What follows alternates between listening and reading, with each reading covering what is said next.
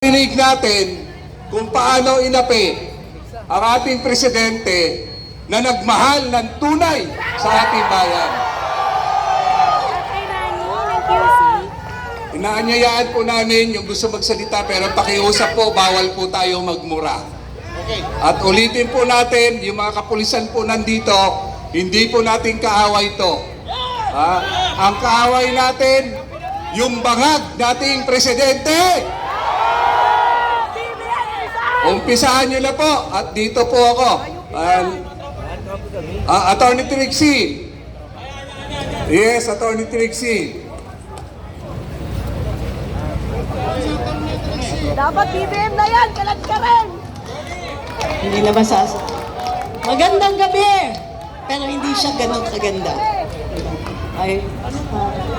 Sa lahat po na nandito ngayon, ang una nating hikayat ay sa Panginoon Diyos. Tandaan po natin ang pag-asa natin sa Diyos. Huwag po natin kakalimutan, ipagdarasal natin ang proteksyon at mabigyan tayo ng lakas na sagutin at humanap ng lunas dito sa hinaharap natin ngayon. Nakikita natin madilim ang parating na panahon. Ako. Galit ka rin! Ano ang mga pwede natin gawin? Una, magsalita. Lain ang lahat ng mga Marcos sa Malacanang.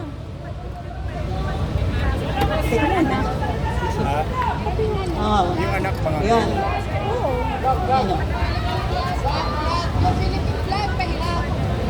Pag tayo, pakilapit yung bandila.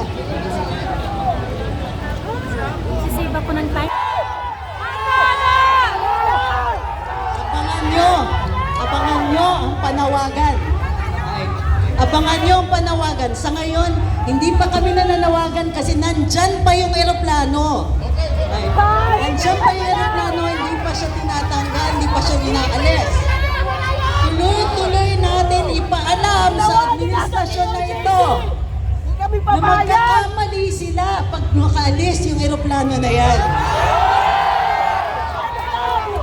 Hindi kami maligaya. Ngayon pa lang sa administrasyon na ito, lalalim ang galit pag nawala sa Pilipinas si Rodrigo Duterte.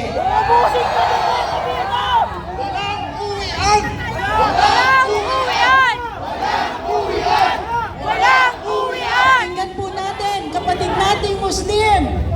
May hinanain din po sila. Allahu Akbar! Allahu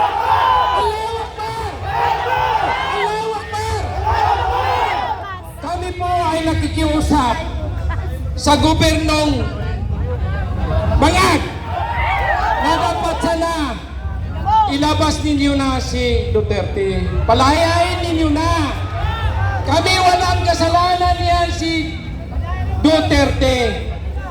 Nakikiusap po kami ng mga muro na nagrally sa bawat sulok sa Pilipinas para lang ipalabas ninyo si Duterte kasi walang kasalanan. Kami po ay isang galing sa Mindanao. Nandito po lahat kami nasa likod namin ng mga muro. Kung maaari po na palayasin ninyo, pauwi ninyo sa Davao ang aming presidente na Duterte. Nakikiusap po kami. Allahu Akbar! Kasi kung hindi niyo palala, pauwi sa